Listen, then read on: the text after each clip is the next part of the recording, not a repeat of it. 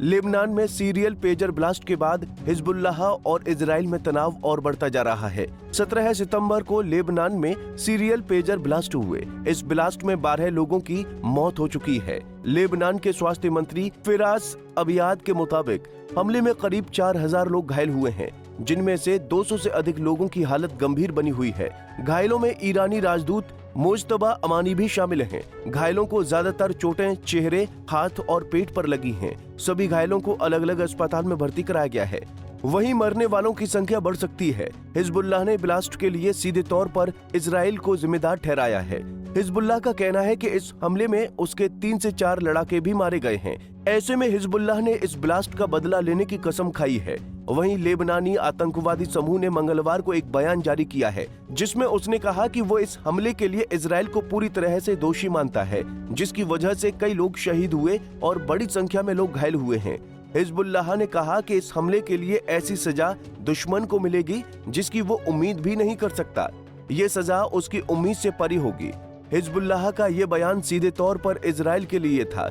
Hezbollah ने Israel को इस हमले के बाद खुली चेतावनी दे दी कि इस हमले का बदला ऐसा लेंगे जो इजराइल के लोगों ने कभी सोचा नहीं होगा।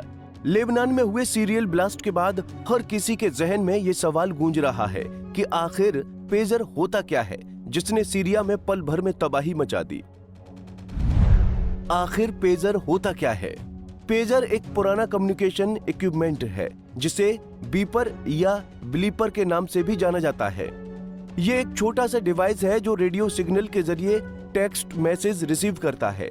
90 के दशक में जब मोबाइल फोन इतने आम नहीं थे, तब पेजर का इस्तेमाल खासकर डॉक्टर, बिजनेसमैन और इमरजेंसी में किया जाता था।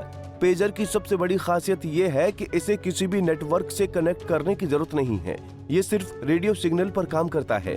पेजर एक रेडियो ट्रांसमीटर की तरह काम करता है। जब किसी को आपको मैसेज भेजना होता है तो वो मैसेज एक पेजर स्टेशन को भेजा जाता है। पेजर स्टेशन इस मैसेज को रेडियो वेव्स के जरिए आपके पेजर तक पहुंचा देता है। जैसे ही आपका पेजर ये मैसेज रिसीव करता है तो वो बीप करके या वाइब्रेट करके आपको नोटिफिकेशन देता है।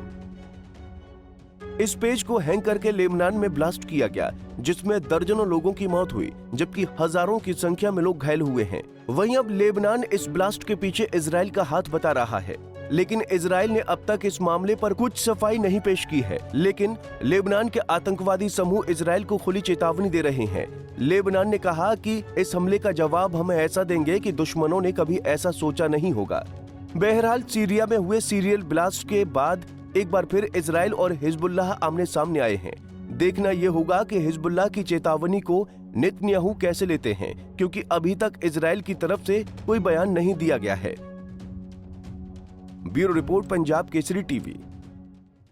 हमसे जुड़े रहने के लिए हमारे YouTube चैनल को सब्सक्राइब करें और नई वीडियो की नोटिफिकेशन के लिए बेल आइकॉन को दबाएं।